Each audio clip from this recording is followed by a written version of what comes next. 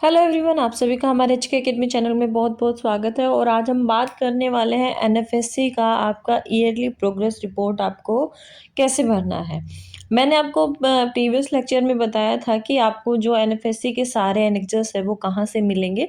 तो जो ये एनेक्जर 3 है ये एनएफएससी के जो स्कॉलर्स हैं या फिर जिनको एनएफएससी मिल रहा है उनके लिए ईयरली प्रोग्रेस रिपोर्ट का एनेक्जर 3 जो है वो लगता है आप लोगों को ध्यान रखना है, क्योंकि एनएफएसडीसी की साइट पे ये अवेलेबल नहीं है। लेकिन जो पुरानी राजीव गांधी नेशनल फेलोशिप का जो 2012 से 17 वाला जो शेड्यूल दिया गया था उसके अंदर ये एनेक्सर दिया गया है। और जब तक सारे के सारे एनेक्सर्स जो हैं एनएफएससी का एनएफएसडीसी की साइट पे नहीं आ जाते तब तक आपको एनएफएससी के बच्चों को खासकर आपके यही एनेक्सर्स यूज़ करने हैं। राजीव गांधी जो नेशनल फेलोशिप है उसका जो 2012 से 17 वाले का जो गाइडलाइंस है उसके अंदर जो दिए हुए हैं वो। अब बात करते हैं ईयरली प्रोग्रेस रिपोर्ट के बारे में। सबसे पहले तो आप लोगों को ये जान लेना है कि आपके लिए ईयरली प्रोग्रेस रिपोर्ट बहुत इंपॉर्टेंट है अगर आप national fellowship for schedule caste ले रहे हैं, क्योंकि आपका ये जो ईयरली प्रोग्रेस रिपोर्ट है ये एनएफएसडीसी को जाता है, जो कि आपके नोडल ऑफिसर को आप सबमिट करते हैं और वहाँ से ये वो लोग अपलोड करते हैं आपकी रिपोर्ट्स को कि आपका जो काम है वो सेटिस्फैक्ट्री है या आपने एक साल में काम ठीक किया है। अगर आप ईयरली प्रोग्रेस रिपोर्ट नहीं दिखाते हैं तो थोड़े टाइम बाद आपका फेलोशिप जो है वो रुकने के चांसेस हो जाते हैं। तो ईयरली प्रोग्रेस रिपोर्ट आपको देनी होती है एनएफएससी वाले जो स्कॉलर्स हैं या जो भी लोग ले रहे हैं एनएफएससी को उनके लिए। अब यहाँ पे ये इम्पोर्टेंट है आपके लिए कि जो 6 महीने वाला या 6th मंथ वाला जो प्रोग्रेस रिपोर्ट जाता है वो डीआरसी में जाता है आपका। जो आपकी जो डीआरसी मीटिंग होती है उसके अंदर वो जाता है, वहाँ से पास होता है, यानी आपके डिपार्टमेंट लेवल पे हो जाता है। लेकिन जो ईयरली प्रोग्रेस रिपोर्ट है ये आपका फेलोशिप सेक्शन में जाता है या फिर डेवलपमेंट सेक्शन आपका है, जैसे बीएचयू में डेवलपमेंट सेक्शन है तो यहाँ पे जाता है, या फिर कोई भी आपका जो फेलोशिप को देख रहा है एनएफएससी को तो वहाँ पर ये जाता है। तो नोडल ऑफिसर इसको आगे जो इसके फर्दर चेंज है उसमें भेजते हैं। अब यहाँ पे बात करते हैं कि जो एनएफएससी का फॉर्म है या फिर जो ये ईयरली प्रोग्रेस रिपोर्ट वाला जो फॉर्म है इसको आपको कैसे फिल करना है। तो सबसे पहले यहाँ पे एनेक्सर 3 आपको ले लेना है, उसके प्रिंट करा लेने हैं आपको।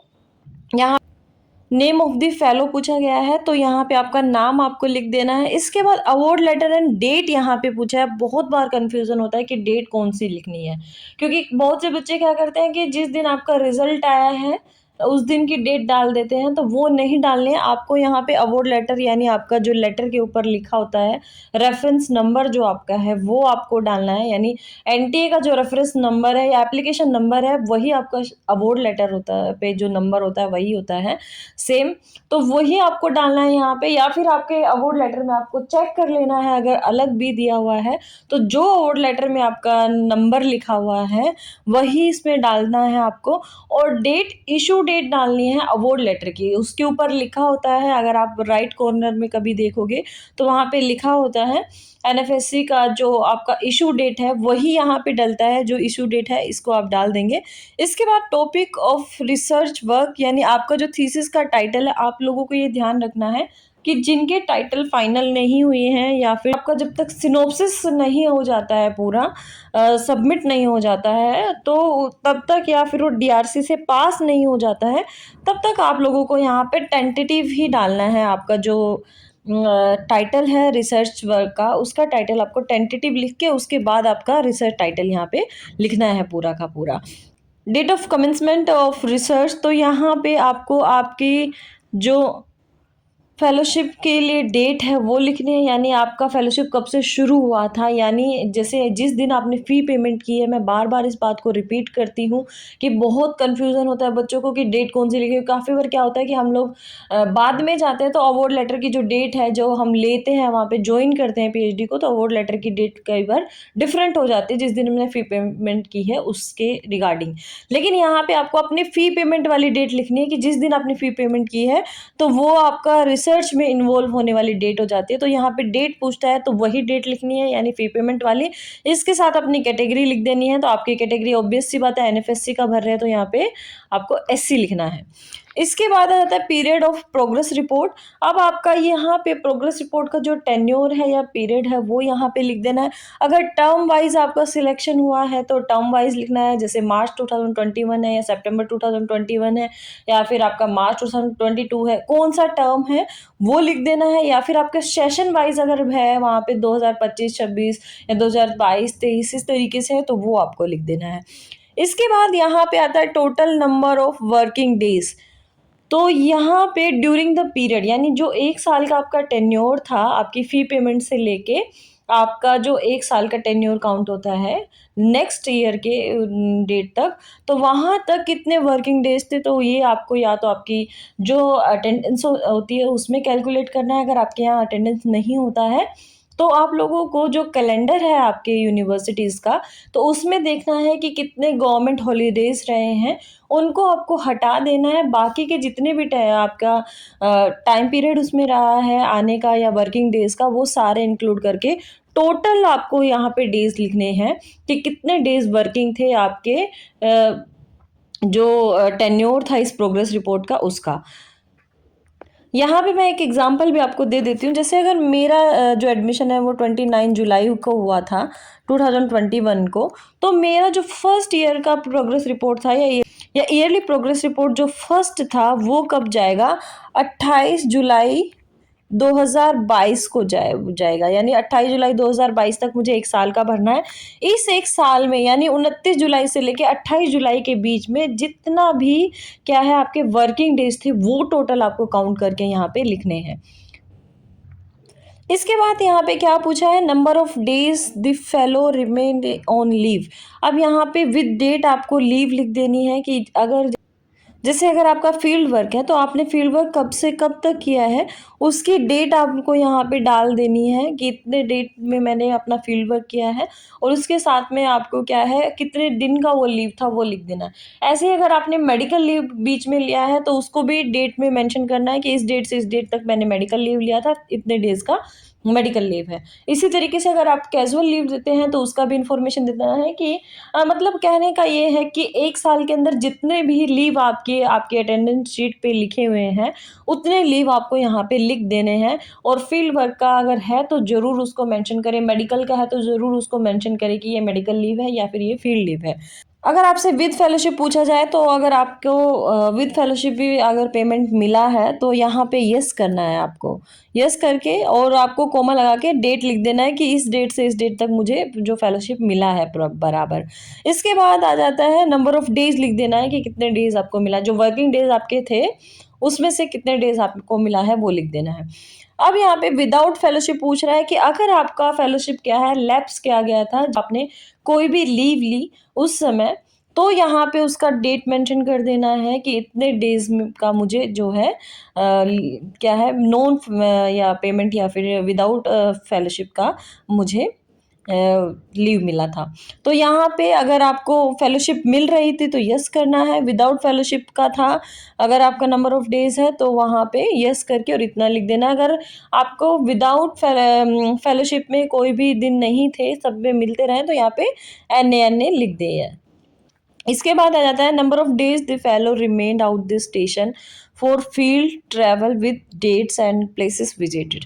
अब यहाँ पे लिखना है कि आप फील्ड वर्क के लिए कितने दिन रहे हैं 1 साल के अंदर, या फिर आउट ऑफ स्टेशन कितने दिन तक रहे हैं यहाँ पर, तो वो ज़रूर मेंशन करना है आपको कि अगर आप फील्ड पे रहे हैं तो आपको यहाँ पे डेट मेंशन करना है कि किस डेट से आप किस डेट पर फील्ड पे रहे हैं। या फिर अगर आप कॉन्फ्रेंसेस वगैरह में गए हैं, लंबी लीव पे कहीं गए हैं, किसी कोर्स को करने के लिए गए हैं, या फिर आप किसी ट्रेनिंग प्रोग्राम में गए हैं, तो उसकी डेट यहाँ पे मेंशन करना आपके लिए ज़रूरी है, और प्लेसेस के जो नाम हैं उनको भी लिखना ज़रूरी है। इसके बाद आ जाता है यहाँ पे number of days the fellow remain present at the university institution and colleges. अब यहाँ पे 2 चीज़ें आपको ध्यान रखनी है। एक क्या कि टोटल वर्किंग डेज कितने थे, उसके बाद क्या कि आपने लीव कितनी ली है, इनको टोटल वर्किंग डेज में से लीव को निकाल देना। उसके बाद जितने भी आपके क्या मिलेंगे, ये डेज मिलेंगे, वो आपके क्या है आप कॉलेज में उतने दिन प्रेजेंट रहे हैं, ये ध्यान रखना है। इस वाले जो ये 3 आपके हैं प्रेजेंट वाले, ये तीनों बहुत केयरफुली भरना है आपको, इसमें मिस्टेक नहीं करनी है, क्योंकि ये काफ़ी बार प्रॉब्लमेटिक कर देता है बाद में सिचुएशंस को। इसके बाद आपको लिखना है पब्लिकेशन अगर आपने किए हैं तो यहाँ पे उसका लिखना है टाइटल आर्टिकल का आपका, और पेपर का जो भी है उसका टाइटल लिख देना है, या फिर जितने भी पब्लिकेशन आपने किए हैं उसके नंबर्स लिख के कि मैंने 2 पब्लिकेशन किए हैं उनके टाइटल मेंशन कर देने हैं। और इसके बाद क्या है, जो उसका हमारे यहाँ तो ऐसा होता है कि फर्स्ट पेज ही प्रिंट में लिया जाता है। अगर आपके यहाँ पे पूरा पेपर अगर उसका मांगा जाता है तो पूरा पेपर उसके साथ इंक्लोज्ड कर देना है। इसके बाद आ जाता है कि teaching work done during the period, अगर आपने कोई टीचिंग किया है तो उसका यहाँ पे आपको मेंशन करना है कि आपने कब से कब तक यहाँ पे टीचिंग किया है आपके इंस्टीट्यूशन में। अगर नहीं किया है तो एनए छोड़ दे, जैसे हमारे यहाँ पे नहीं है तो हम उसको एनए लिख देते हैं कि हमने ऐसा नहीं किया है। इसके बाद अगर टाइटल ऑफ द मोनोग्राफ है, अगर आपने कोई ऐसा लिखा है तो उसको लिखना है, अगर नहीं लिखा है तो एनए कर दे, इसको भी कोई प्रॉब्लम नहीं है। अब यहाँ पे आता है a detail account of the work done during the period, a separate sheet में be attached for the purpose. अब यहाँ पे इसने पूछा है कि आपको एक रिज्यूमे ऑफ वर्क डन देना है एक सेपरेट शीट पे, यानी आपको एक अपना पूरा 1 साल का रिज्यूमे बनाना है कि आपने ये काम किया है, ये ट्रेनिंग प्रोग्राम्स किए हैं, ये आपने कोर्सेज किए हैं, या फिर ये पब्लिकेशन आप किए हुए हैं, या फिर ये परसेंट कम्युनिकेट किए हुए हैं। तो उसका एक पूरा 1 साल का आपको बना के format resume of work done, और उसके बाद आपका टेन्योर लिख के कि इतने से इतने टाइम पीरियड तक का है ये, और वो पूरा बना के आपको खुद साइन करना होता है, आपके सुपरवाइजर से इसको साइन करा लेना होता है या उनसे फॉरवर्ड करा लेना होता है।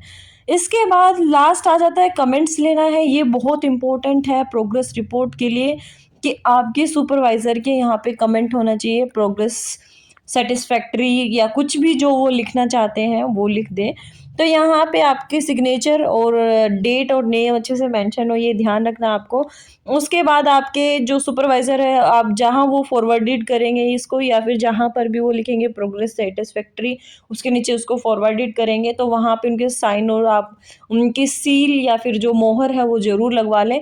इसके साथ ही फिर हेड के सिग्नेचर होते हैं, और इतना काम होने के बाद इसके साथ रिज्यूम अटैच्ड करके उसमें आपके और आपके सुपरवाइज़र का जो सिग्नेचर है उसको अटैच्ड करके, और आपको आपके जो भी फेलोशिप का जो सेक्शन है उसमें दे देना है, या फिर जो भी आपके डिपार्टमेंट लेवल पे भी अगर कोई इंचार्ज है तो उनको दे देना है।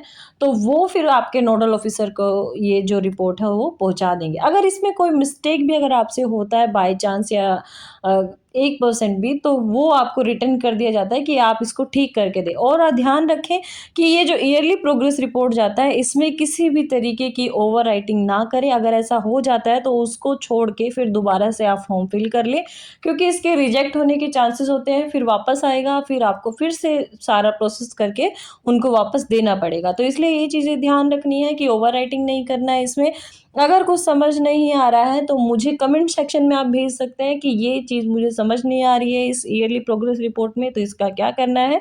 रिज्यूमे ऑफ वर्क डन आपको सिंपली, अगर आपसे पूरा 1 साल का नहीं बन पा रहा है तो आपने जो 6-6 महीने की प्रोग्रेस रिपोर्ट बनाई थी उनका आपने रिज्यूमे ऑफ वर्क डन बनाया होगा, या उनका आपने जो प्रोग्रेस है वो बनाए होंगे पॉइंट वाइज।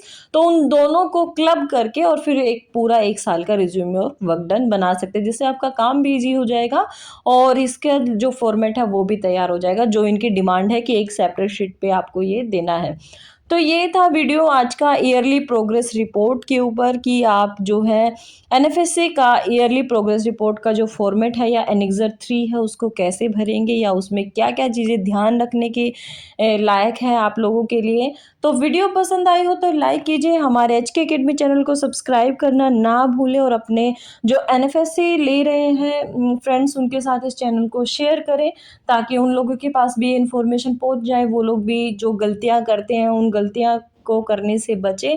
और बने रहिए हमारे साथ, मिलेंगे नेक्स्ट वीडियो में, तब तक के लिए बाय।